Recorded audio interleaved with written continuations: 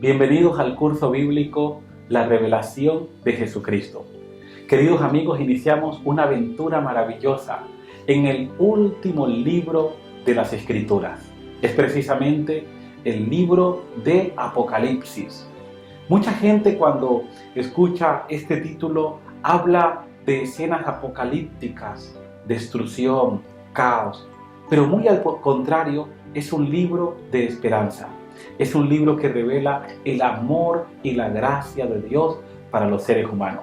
Así que te doy la bienvenida. ¿Tienes tu Biblia? Puedes abrirla con nosotros. Recuerda Apocalipsis y vamos a ir al capítulo 1.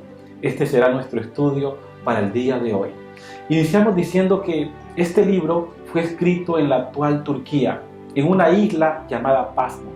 El autor del libro es Juan, el hijo de Zebedeo. Juan, el discípulo de Jesús. Este no es Juan el Bautista, es aquel a quien Jesús llamó para que le siguiera.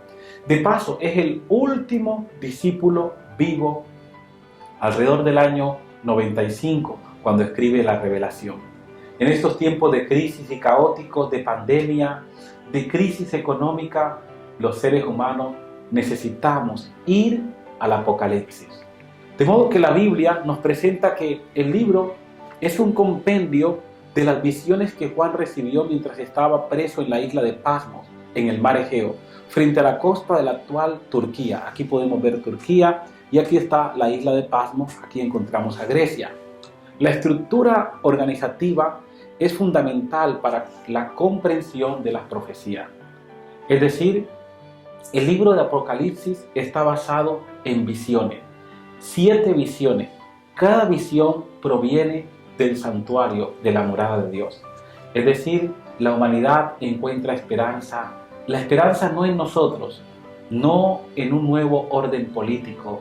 La esperanza no en los hombres políticos, estadistas o científicos, sino que la esperanza de la humanidad viene del santuario celestial. Viene de nuestro Salvador, de nuestro Dios.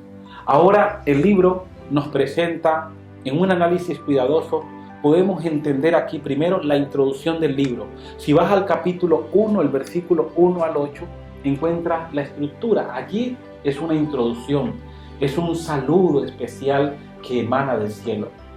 Piensa que estás en casa, en un momento estás triste, abatido, deprimido, solitario, y de repente te llega una carta desde el cielo. Y en la carta el Padre dice que te ama, el Espíritu Santo dice que te ama y Dios el Padre dice que te ama. Qué maravillosa noticia. Antes de darnos una serie de escenas apocalípticas, Dios nos dice que está con nosotros. Así encontramos entonces el mensaje que va estructurado de la siguiente manera. Primero, la introducción del versículo 1 al 8. Luego, el mensaje a las 3 iglesias que va del capítulo 1, versículo 9 al capítulo 3, versículo 22. 7 periodos de la iglesia, a través de las cuales Dios está al cuidado de su pueblo. Luego encontramos el desarrollo de la historia de la iglesia, encontramos allí los sellos que son y las trompetas. Y luego encontramos la historia del gran conflicto entre la fuerza del bien y la fuerza del mal. Y si seguimos avanzando, a lo largo de este libro maravilloso, del libro de Apocalipsis, encontramos algo. Al final del primer siglo de nuestra era, Juan, el último apóstol vivo, recibe la revelación. Qué maravilloso es saber que Dios está al control. La iglesia en esa época estaba siendo perseguida. Los discípulos de Jesús habían muerto y ahora ya no en Palestina, sino en otro lugar del hemisferio se encontraba un hombre que amaba y que había caminado con Jesús. Pero él había sido desterrado a una isla solitaria. Era una colonia penal, una especie de Alcatraz, un lugar del cual era imposible escapar. Y allí estaba obligado a trabajos forzosos, el que amaba a Jesús. Ya no era un joven, ahora era un anciano. Pero aquel anciano había palpado, había visto y había conocido al autor de la vida. Las iglesias en Asia y en todo el mundo estaban sufriendo y se preguntaban, ¿qué será del cristianismo? ¿Qué va a pasar con el pueblo de Dios?